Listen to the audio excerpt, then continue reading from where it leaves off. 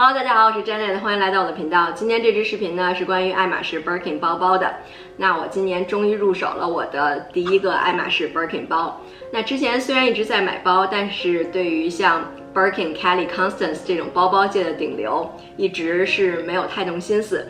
那今年在这个糟糕的2020年，我迎来了一件算是具有人生里程碑意义的一件好事情。那我突然就觉得，是时候入手一个 Birkin 或者 Kelly 包包，算是纪念或者庆祝一下吧。所以呢，就买到了这只包，而且我也蛮幸运的，在比较短的时间内就买到了这只让我非常满意的包包。所以今天想和大家来做一个开箱分享一下。那同时呢，我手上还有另外2个 Birkin 包是朋友寄放在我这儿的。那这3只包呢，刚好是不同的尺寸，皮质也有差别，而且它们的金属扣颜色也都不一样。所以呢，今天想给大家来做一个对比。那如果你对爱马仕的 Birkin 包感兴趣，但是又不是非常了解的话，相信今天这支视频呢，可以给你一个比较直观的认识。那我们现在就马上开始吧。那这就是这个包包的盒子，那从店里边买回来之后，我还没有打开过。从盒子大小应该就可以看出它是一个什么尺寸了吧。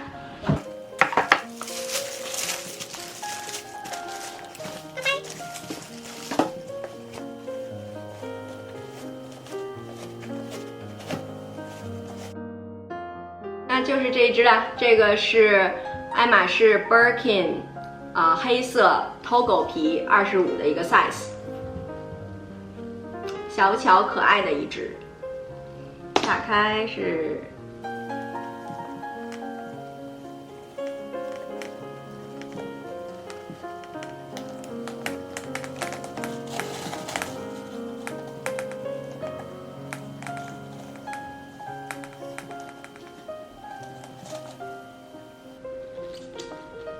把这2个袋子这样卡在这个金属槽里边。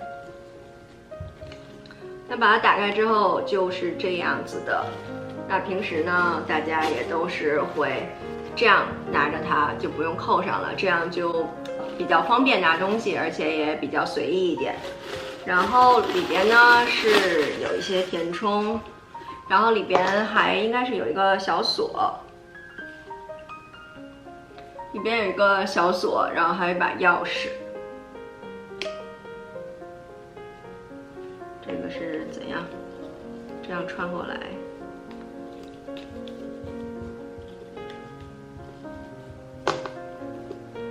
这样穿过来。Sales 帮我一起挑了这款推理，上面是黑色的，就可以和这个包包的颜色比较呼应。然后呢，同时又有一点颜色的点缀。其实，在专柜我都没有细细的看，就 Sales 把这个包拿出来之后，我看，好看，不错。我刚才静静的去欣赏了一下这个包，从买回来之后，我就一直忍住没有打开，现在越看越喜欢。虽然黑色不是我一开始最想要的一个颜色，我一开始跟 Sales 说我最想要的是一个金棕配金扣，但 Sales 说没有，但是有一个黑色25，然后配玫瑰金扣的，问我要不要，那当然是要啦。首先黑色它是3大金刚色之一，黑色的 Birkin 是非常经典的。25这个 size 呢，也是现在非常热门的一个黄金 size， 尤其是对于我们这种小个子来说，25的这个尺寸呢是比较合适的。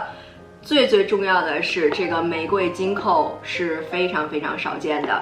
Sales 说它这种黑色配玫瑰金也只是见过1、2只而已。所以我能买到第一个 Birkin 就能买到这一只包，我觉得还真的是挺幸运的。这个尺寸、颜色，还有这个玫瑰金扣，这个包现在如果拿去转手卖的话，真的是可以赚很多，所以真的是很幸运，非常开心。那这个包包里边是这样子的，这边呢是有一个内侧的口袋，后边呢这个口袋是带拉链的，可以看出这个包的容量还是很可观的，日常使用那些东西放进去都没有问题，所以今天我们就不做容量上的测评了。然后这个里边还有什么？有一个它的雨衣，还有一个说明书，就这样。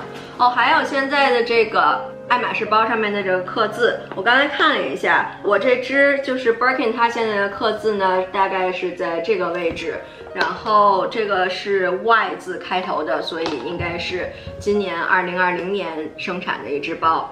不过这个对于新包来说呢就不是很重要，如果你要是买二手包的话，也要注意看一下这个刻字的情况。那这个包包本身就是这样啦。那关于我这只 Birkin 包包先说这么多，下面我把另外2只拿出来，我们做一个对比。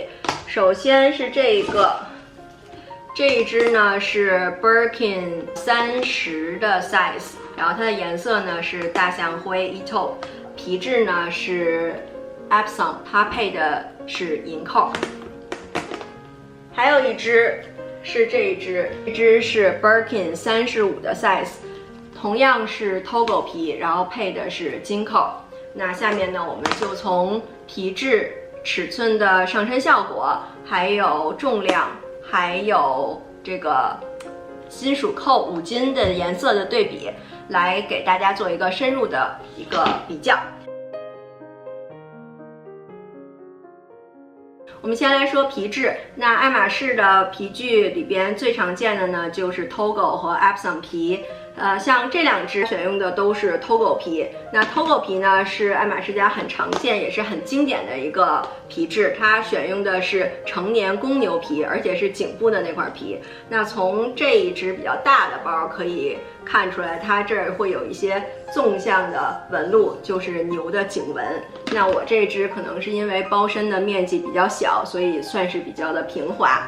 那Togo 皮呢，它上面是有类似于荔枝纹的这种颗粒感的，摸上去是比较的柔软，但是呢，这个包用时间长之后呢，可能会出现塌陷的这样一个情况。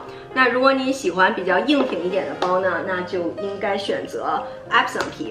那 Epsom 皮呢也是牛皮，那它是表面有经过特殊处理的牛皮，所以它最大的特点就是非常的硬挺，很挺阔，而且也是非常的耐磨的，非常好保养的一个皮质。Epsom 皮上面呢也是有这种荔枝纹的这种颗粒感的，但是和 Togo 皮相比呢，它的这个纹路会更加细腻一些。这2只30和35这2只包，我平时都是这样保存，然后呢里边都是有填充物的。我现在把35这个填充物拿出来，可以看到它就塌下去了，当然这个35上面也比较重，所以它也更容易塌。但是像这只30，现在里边也没有任何填充物，它就是这样很硬挺的这样放在这儿，包身一点塌陷的感觉都没有。所以像做一些形状比较硬挺的那种外缝的包包啊，都会选用这种 Epsom 皮。那如果你要是喜欢这种硬挺的感觉，然后更好维护的话呢，建议要选择 Epsom 皮。那如果你喜欢更休闲、更随性一点的这种呢，那是选择这种 Togo 皮比较好。那这个 Togo 皮就是更柔软一点。那说到这儿呢，我顺便再说一下另外一种皮质我今年年初买的这个菜篮子，它的这个皮质叫 Clemens， 它和 Togo 放在一起还是有一点像的，上面都是有这种颗粒感。那 Clemens 皮呢也是公牛皮，但它选用的是更年轻的1岁以上的这个小公牛皮，所以这个皮质呢是更加的柔软的。那和 Togo 皮放在一起，可以看到 Clemens 的这个皮上面虽然也有这个荔枝纹，但是荔枝纹的纹路是更大的，而且是更有一个雾面的效果的。那 Clemens 的皮呢是更加柔软的，所以就适合用在像菜篮子这种包型非常随意的这种包款上。这 Clemens 的皮也是比较容易塌的，像我这只菜篮子，我平时里边都是也有放填充物的，就这样给它保存着。但是可以看到现在4角这块就没有足够的支撑的话，它就现在已经塌下去了。接下来我们来说 Birkin 包不同的尺寸。那 Birkin 包呢，一般是有4个尺寸，25、30、35、40。那这个数字呢，其实是包身底部的长度的厘米数，所以如果你对于自己选哪个尺寸的包比较合适没有概念的话，可以用尺子大概量一下，或者选差不多类似尺寸的这个包包来上身试一下效果。那对于小个子来说，像我160的身高，我觉得25这个 size 和30这个 size 在我身上都是可以的。那说实话，第一次看到25的时候，觉得好小的一只啊，看上去一点都没有30这种强大的 Birkin 包的气场。那看过我之前视频的朋友可能知道，我虽然个子小，但是很喜欢买大包。但是这次我是有细心的做了功课的，所以最后还是选择了这个25的这个黄金 size。那25这个 size， 首先它看上去比较小巧一点，所以就会有一点可爱的感觉。那再加上它这个 Togo 皮是比较柔软，所以它看上去呢也是更日常、更休闲随性的这样一个感觉。那30的话呢，就更适合工作或者其他比较正式的场合。而且25这个 size 它的辎重呢也算是比较轻的，所以日常出门使用的话呢，用25也是比较的舒适，没有压力。所以综合这些因素考虑呢，我这次是比较理智的选择了25这个 size。看上去虽然小，但是上身背上去其实还是挺合适的。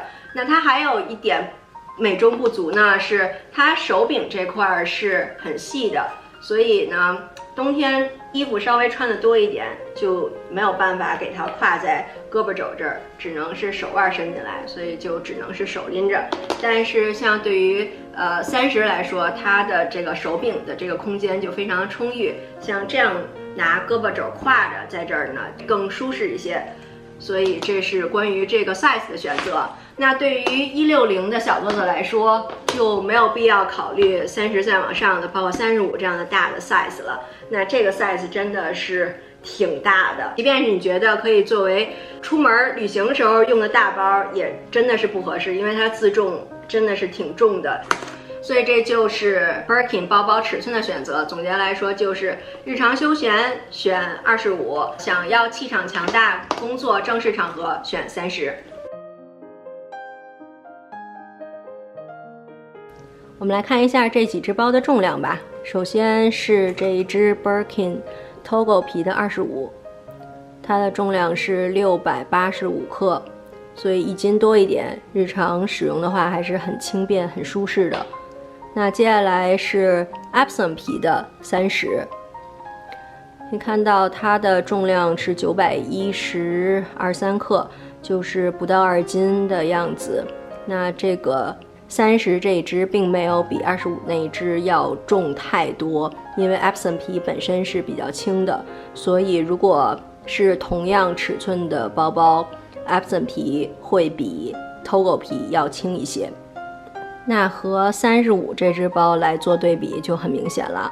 那35比30是大了，往上大了一个档嘛，但是它的重量是有1.6千克，是3斤多，所以相对于30比25多出来的重量，可以明显的看到这个 Togo 皮是更重一些的。最后再来看一下Birkin 包不同的5金件的一个对比。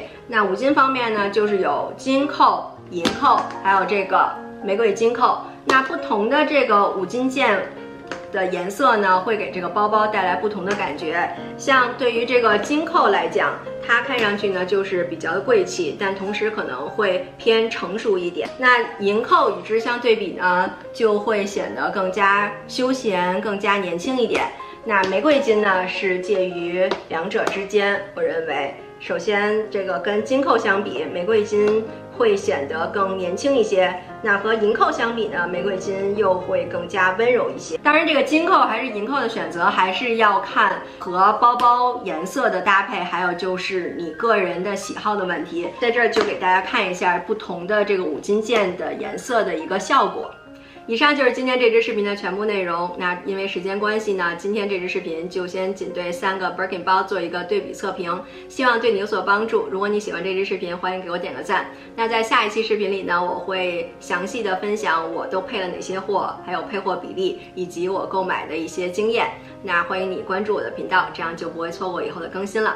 那如果你有任何问题的话，也欢迎在下面留言告诉我。我们下期视频再见，拜拜。